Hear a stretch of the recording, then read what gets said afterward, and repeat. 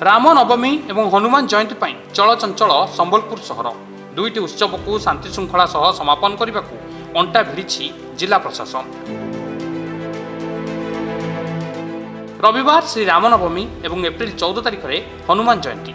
चलित वर्ष प्रथम थर पर उभय हनुमान जयंती और श्री रामनवमी शोभा गोटे दिन में करने निष्पत्ति नियाଯାଇଛି।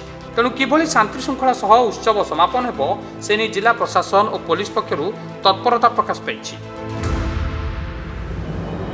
सहर सारा पुलिस फोर्स मुतयन करा जायतिबा बेले संबलपुर जिलापाल एसपी महानगर निगम कमिशनर राति तमाम बुली स्थिति जांच करुछन्ति। सहरर विभिन्न स्थान में पुलिस पक्षरु डॉग स्क्वाड और बम स्क्वाड नियुक्त करा जाय टेक्निक जांच करा जाउछि।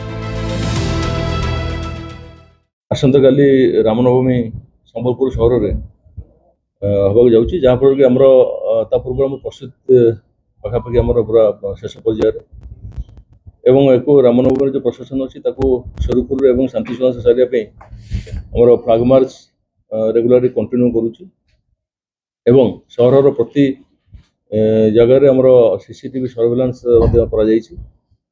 ड्रोन सर्वेलांस आज आमर K9 टीम प्लस जो BD squad bomb disposal squad से माने प्रति जगह को से माने सर्च करुचंती एवं आमर सब जगह डेवलपमेंट स्ट्रैटेजी डेवलपमेंट कंटिन्यू करुची एवं जो जगह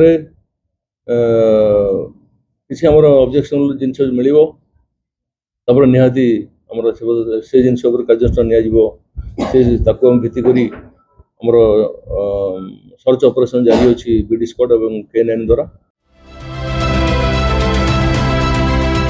संबलपुर नरसिंह बगर्ती रिपोर्ट सकाळ न्यूज।